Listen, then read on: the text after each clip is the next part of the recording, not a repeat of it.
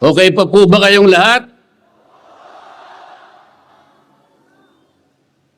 Mga kapatid at mga kababayan, malinaw po nating narinig sa pambungad na pananalita ng kapatid na Edwil Sabala ang pinakalayunin ng malakihang pagkilos na ating sama-samang isinasagawa sa araw na ito. Nais nating katawanin ang nagkakaisang damdamin ng milyon-milyong Pilipino at isatinig ang kanilang pinag-isang mithiin para sa isang mapayapa at nagkakaisang Pilipinas. Kaugnay nito, binanggit din po ang ating kagustuhan na ipaalam sa mga opisyales ng ating pamahalaan ang ninanais at pinapangarap na maayos at epektibong paglilingkod at paglutas sa lumalalang kahirapan na pinalubha pa ng katiwalian at korupsyon, kalamidad, kriminalidad, bangayang pampolitika at iba pa. Kinikilala po nating lahat na nagkakatipon ngayon na sa pagkakaisa, kapayapaan at pagkakasundo lamang natin makakamit ang hinahangad na pagunlad at pagsulong ng ating bansa. Sa bahagi po naman ng kapatid na Romel Topacio, tinindigan ang pagtitipong ito ng Iglesia ni Cristo ay konkretong kahayagan ng suporta sa naunang pahayag ng Pangulong Bongbong Marcos na hindi sasang-ayon sa isinusulong na impeachment laban kay Vice President Sara Duterte. Kinatigan din po ng Iglesia ni Cristo ang posisyon ng Pangulo na ang impeachment ay hindi makapagdudulot ng kabutihan sa buhay ng kahit isang Pilipino. Hindi lamang ito pag-aksaya sa oras ng pamahalaan kundi makakahadlang din sa pagre-resolba sa marami at pangunahing problema ng bansa. Mataas na presyo ng bilihin, mababang kalidad ng edukasyon, infrastruktura, serbisyong pangmedikal, kriminalidad, seguridad at iba pa. Higit sa lahat, ang pagsusulong ng impeachment ay mauwi lamang sa pagtatalo-talo at papagkakampi-kampi, hindi lamang ng mga mamamayan, kundi pati na rin ng mga opisyalis ng gobyerno. Ipinaalala rin na kapag nagtatalo-talo ang mga nasa pamahalaan, apektado ang taong bayan. At kapag magulo ang bansa, ang mga tao ang kawawa.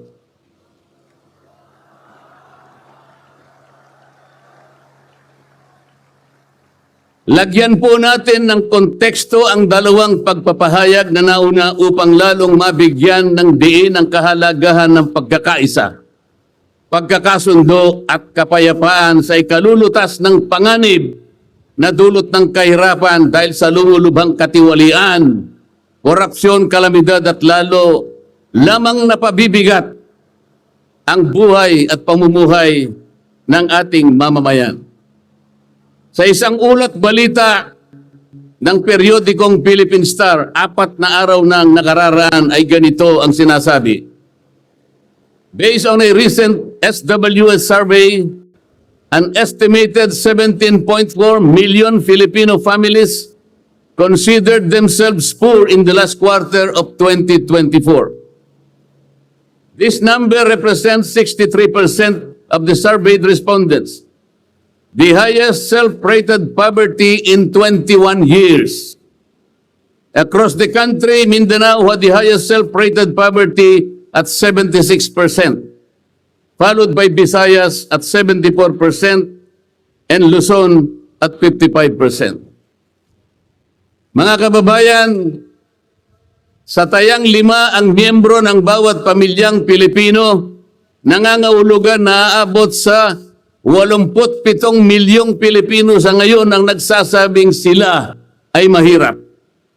Katumbas ito ng 75% ng ating populasyon ngayon na tinatayang 116 million o mahigit pa. Gusto ko pong banggitin sa inyo at kailangan malaman ninyo na sa taong ito ang ating national budget ay nagkakahalaga ng 6.3 trillion pesos. Ito po ang ating national spending. Ang ibig sabihin, ito pong halagang ito ang gagamitin dapat ng pamahalaan upang tugunin ang lahat ng pangangailangan, pangkabuhayan, panglipunan, pangkalusugan, pangedukasyon, pangseguridad, lahat ng kakailanganin alang-alang sa kapakanan ng bawat isang Pilipino. 6.3 trillion pesos. Ngunit, ang tinatayang magiging income lang ng ating bansa ay kulang pa sa 5 trilyong piso. Ang ibig pong sabihin, meron tayong deficit. Meron tayong kakulangan na 1.5 trillion pesos. Ito po ang ating ipangungutang sa taong ito. 1.5 trillion pesos. Ibig sabihin po, bawat araw tayo'y gagasta ng 17.6 billion pesos. Yun po yung ating gasta. Araw-araw. Ngunit ang ating kinikita ng bansa ay 13.4 billion pesos lamang. Sa makatwid, ang uutangin natin araw-araw ay 4.2 billion pesos. Katumbas ng 175 million pesos bawat oras. Napakabigat po na hinaharap na hamon at problema ng ating bansa. Hindi po biro-biro ito. Ito po ay pananagutan po ng ating mga opisyales. Hindi po pwedeng talikuran ito. Ganito na po kalala ang problemang pang-ekonomiya ng ating bansa. Ngunit, hindi po yata ganito ang naging direksyon. Sapagkat sa halip na po, unahin ang mga binanggit nating malalaking problema na kinakaharap ng ating bansa. Ang inuna po ay mga bagay na mauuwi lamang sa pagkakampi-kampi at pagkakabahagi ng ating bansa. Bakit po? Nagtatagpo ng Quadcom. Ang buong akala ko po sa pagtatatag ng Quadcom, ito po ay 4 na komite sa House of Representatives. Kinonsolidate, ginawang isang makapangyarihang komite na ang buong akala ko, ito ang gagamitin para tutukan ang namumuong problemang lumulubha pa na hinaharap ng ating bansa. Napakataas po ng bilihin, lalo na po yung pagkain ngayon. Nagtanong-tanong po ako, ang isang pirasong kamatis last week is 20 pesos. Tama po ba yun? Ngayon po, may nagsabi sa akin 30 pesos isang kamatis. Ang isang kilong kamatis, 400 pesos. Tama po ba yun? Ang isang piraso ng siling pangsigang ay 10 piso. Yun po yung sinabi sa akin. Tama po yun? 600 pesos per kilo. Yun po ang bell pepper. 2 kulay po yata yung bell pepper. Isang berde, isang pula. 45 pesos ang isang piraso. 1,000 pesos ang isang kilo. Bakit hindi po ito yung unang harapin natin? Napakalala po ng presyo ng kuryente sa ating bansa.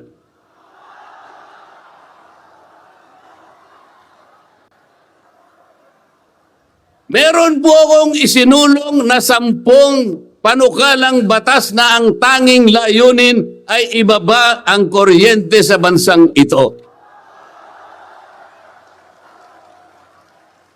Ikinalulungkot ko pong ibahagi sa inyo na kahit isa'y wala man lamang pong nadinig.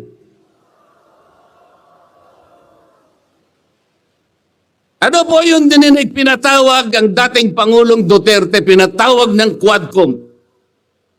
At ang ginamit na pamamaraan ay yung isinasaad sa saligang batas, Inquiry in Aid of Legislation.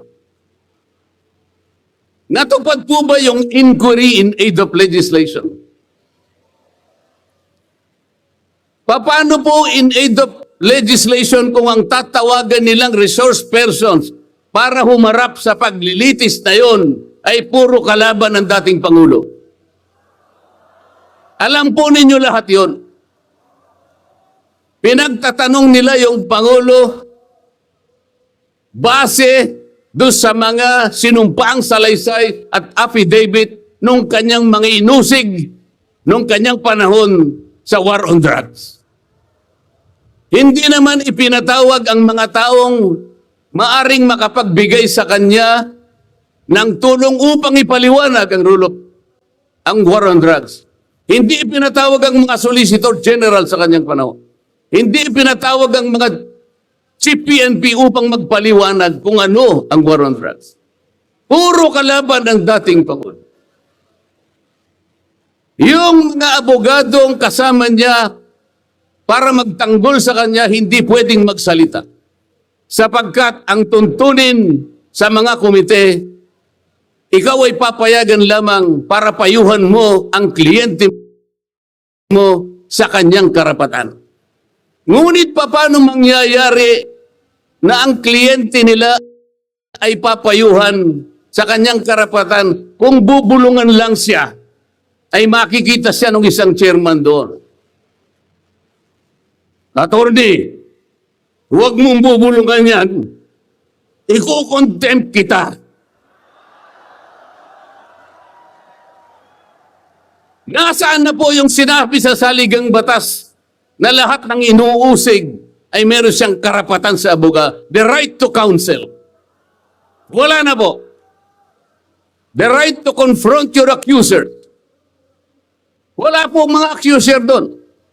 Ang ginagamit ko ay mga sinumpaang salaysay, hindi man lang in-authenticate, ipinalagay na totoo lahat ang nakasaad ng mga aligasyon.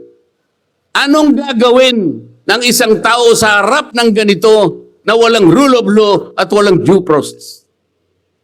Ito po ang pinag-umpisahan ng kaguluhan at pagkakahati-hati.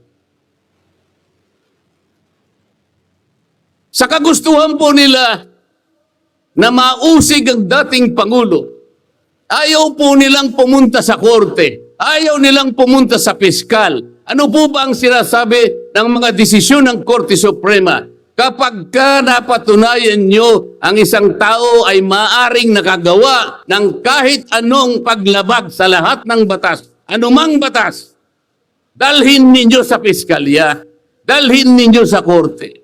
Yun ang tamang paraan. That is the rule of law. Ngunit bakit? Bakit kayong Quadcom ang gumagawa nito? Ang Quadcom ay hindi piskal. Ang Quadcom ay hindi korte. Nagkukunwa lang na korte. Yung mga chairman ng 4 na komite doon, wala ni isang abogado. Pero naalala ko yung isa doon, kamukha ni Attorney Agaton.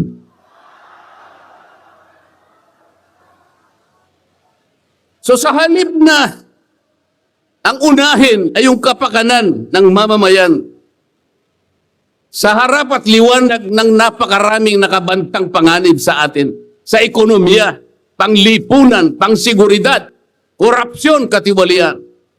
Bakit ang inuuna ay usigin ng isang tao na hindi naman ipadadaan sa tamang proseso ng batas? Pangalawa, tinawag po nila ang pangalawang Pangulo sa 2 pagkakataon. Una po, nang magpipresent siya ng budget, Ang pinipresent po niyang budget ay budget for 2025. Akalain po ninyong ang gusto nilang tanungin ay yung pagkakagasta ng kanyang budget noong 2022 and 2023. Saan ka naman nakakita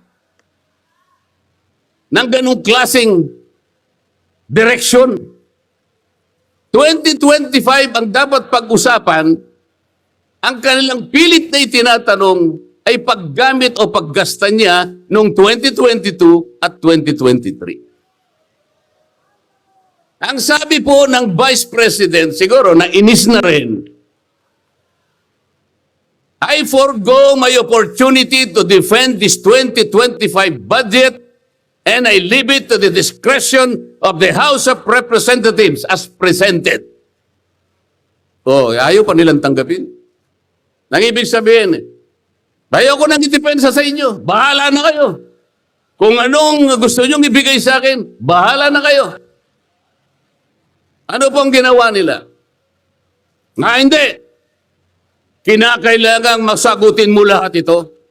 Walang exempted dito.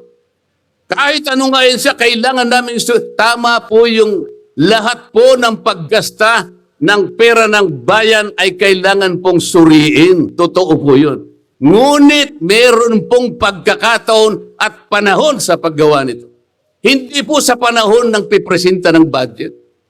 So ang ginawa po nila, tinawag uli ang pangalawang Pangulo sa isang pagdinig sa isang committee na kung tawagin ay Committee on Good Government.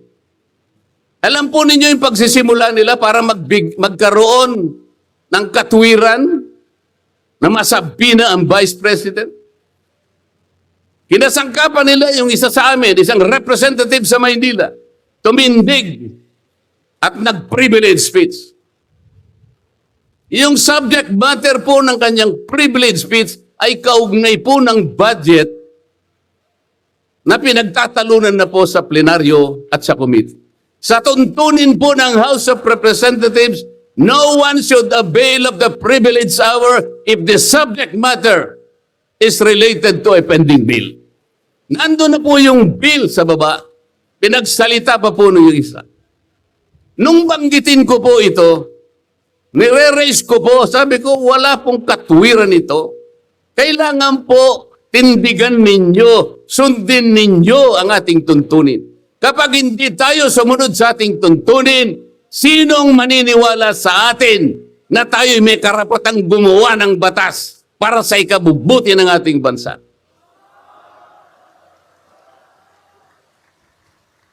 Ang sabi po ng chairman, noted.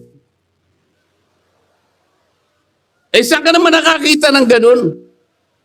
Ang House of Representatives ay lugar ng pagdidebate. Doon masusuri kung sino ang may katwiran. Kung hindi magsasalita ang chairman. At pagkatapos po, sinabi ko pa, bakit baka ako, dahil lamang sa isang manifestation ng isa sa amin, ginawa na naman ninyong isang motu proprio action. Yung motu proprio po ay, ibig sabihin, ang komite sa kanyang sarili ay pwedeng mag-imbestiga sa sarili niya. Pero ginamit nila yung manifestation ng isa sa amin. Mali na naman po yun. Hindi po dapat ganun. Nung i-raise ko po yun, ayaw na naman po nilang pumayag. Samantalang ako po, I delivered a full privilege speech. DepEd din ang pinag-uusapan nun. At ang ni-raise ko po ay yung katiwalian involving more than 3 billion pesos covering 3 annual audits of the Commission on Audit. Kahit na full privilege speech, hindi man lang po ni-refer sa committee.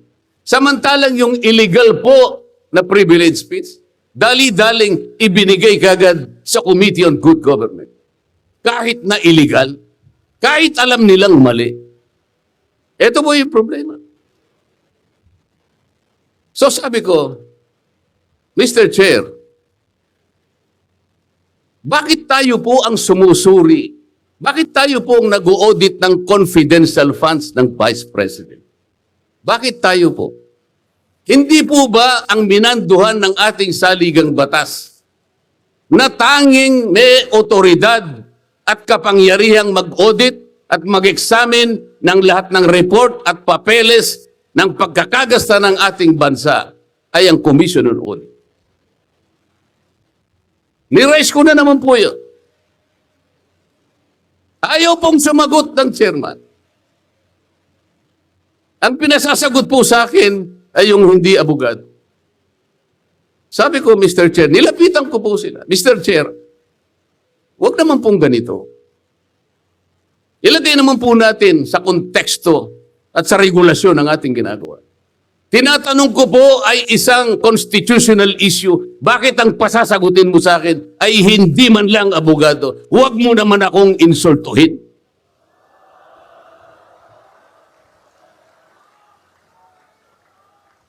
Doon sa puntong yun, alam po ninyo, pati yung kinakain kong hopya, pinagtripan nila.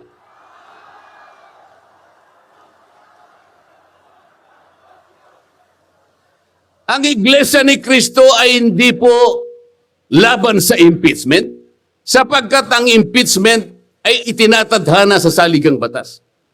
Ngunit, kung ang paraan ng pagsasagawa nito ay wala sa batas at wala sa tuntunin, ito na naman ay pagmumulan ng kaguluhan, pagmumulan na naman ng pagkakabahabagi ng ating bansa. Ito po ang gusto nating iwasan.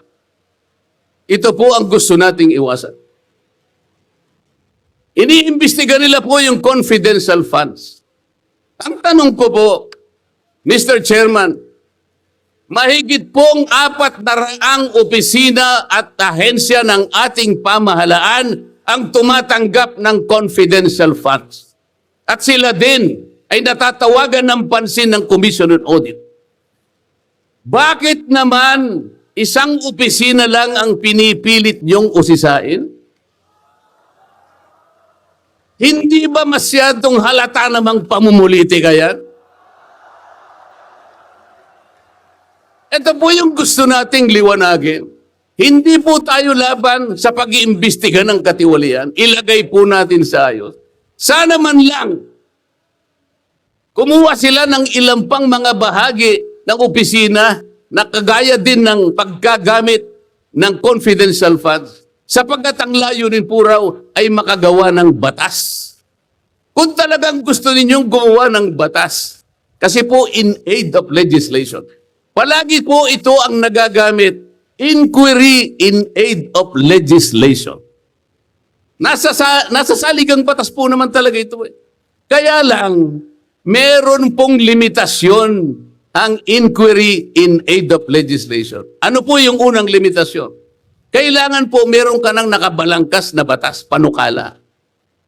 Hindi mo lang makumple-kumpleto sapagkat nag-aatubili ka, baka merong impact ito sa ibang sektor. Kaya tatawag ka ng mga tao na makatutulong sa'yo para sa ganun makumpleto mo ang iniisip mong panukalang batas. Pagka ganun, alam niya kung sinong tatawagin niya. At alam niya rin kung anong itatanong niya. Hindi po ganun ang nangyayari ngayon eh. Dahil nga wala na pong rule of law, basta na lang sila tatawag ng kahit sino sapagkat hindi naman po talaga ang layunin ay gumawa ng batas kung hindi usigin ang taong gusto nilang usigin. Ito po ang nangyayari ngayon. Kaya nga po, dahil sa kagustuhan nila na talagang usigin ng ICC ang Pangulong Duterte, alam po ninyo, yun lang ang tanging layunin.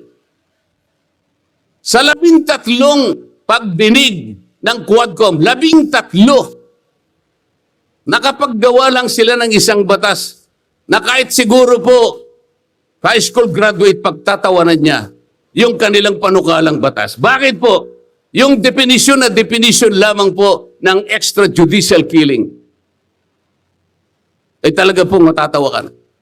Tayo ko na pong babaayin yun. Ibig sabihin, ang layunin talaga ay hindi in aid of legislation, kung hindi in aid of prosecution, in aid of persecution.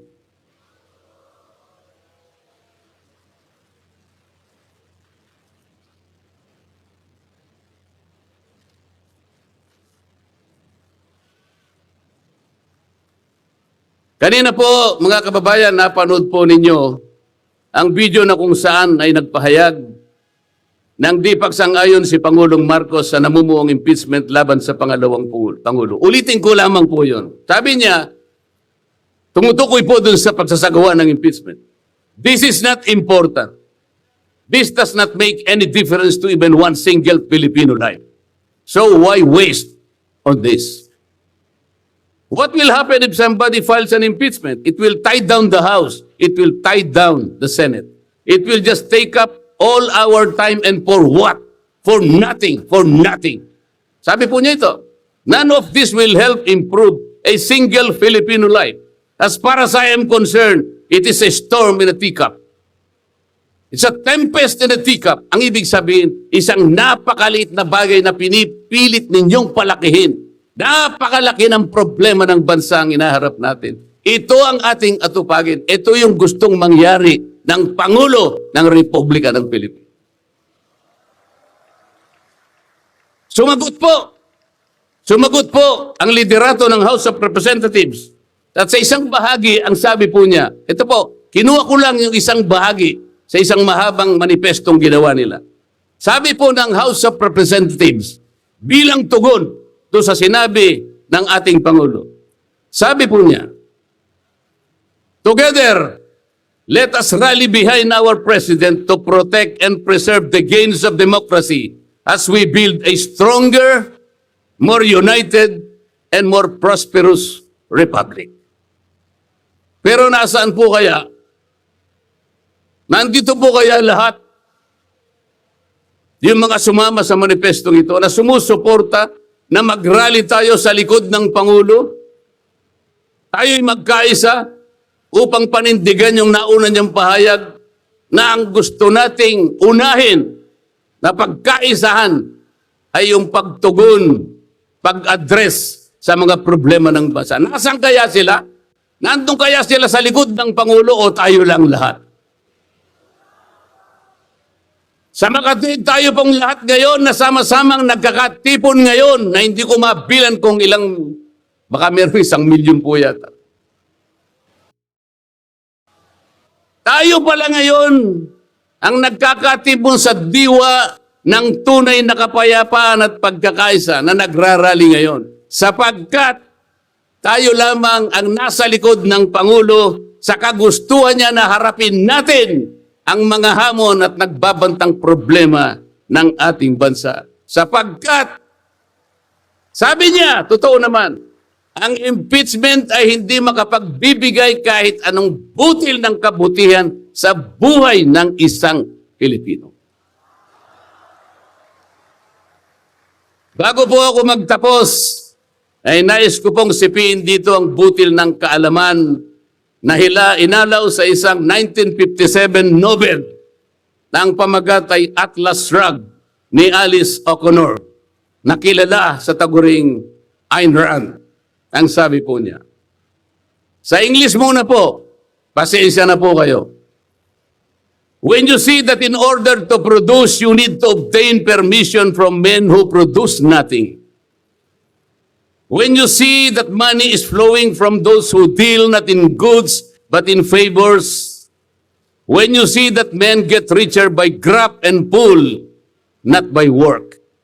And your laws don't protect you against them, but protect them against you. When you see corruption being rewarded and honesty becoming a self-sacrifice, you may know that your society is doomed. Kapag nakikita po ninyo na para tayo mag-produce, ay hingi pa tayo ng permiso sa mga taong hindi naman nakakapag-produce. At nakikita po nyo na umaapaw ang pera sa pamagitan ng patagong transaksyon at hindi sa pamagitan ng mga merchandise na nakikita natin. At nakikita ninyo kanya na yung iba ay lalong nagiging mayaman sa pamagitan ng katiwalian at hindi sa pamagitan ng trabaho. At ang mga batas ninyo, sila pa ang pinoproteksyonan. At ang batas ninyo ay sila pa ang lumalaban sa inyo. At kapag ang corruption ay ito ang itinatadhana, ito ang binibigyan ng reward. At yung katapatan ay ito ay nagiging sakripisyong pang personal. Alam niyo ninyo na ang inyong lipunan ay nasa kapahamakan. Mabigat po ito. Mabigat po ito. Ito ang dapat harapin ngayon sa pamamagitan ng pagkakaisa, pagkakasundo at kapayapaan. Hindi po biro-birong problema ang inaharap ng ating bansa. At bago po ako tuluyang magtapos, payagan ninyo kung ulitin ang sentimiento ni Edmund Burke, isang English political philosopher na sinabi niya, "The only thing necessary for evil to triumph is for good men to do nothing." Sa Tagalog po, ang tanging kailangan para magtagumpay ang kasamaan ay magsawalang kibo at walang gawin ang mabubuting tao. Maraming salamat po at magandang hapon po sa ating lahat.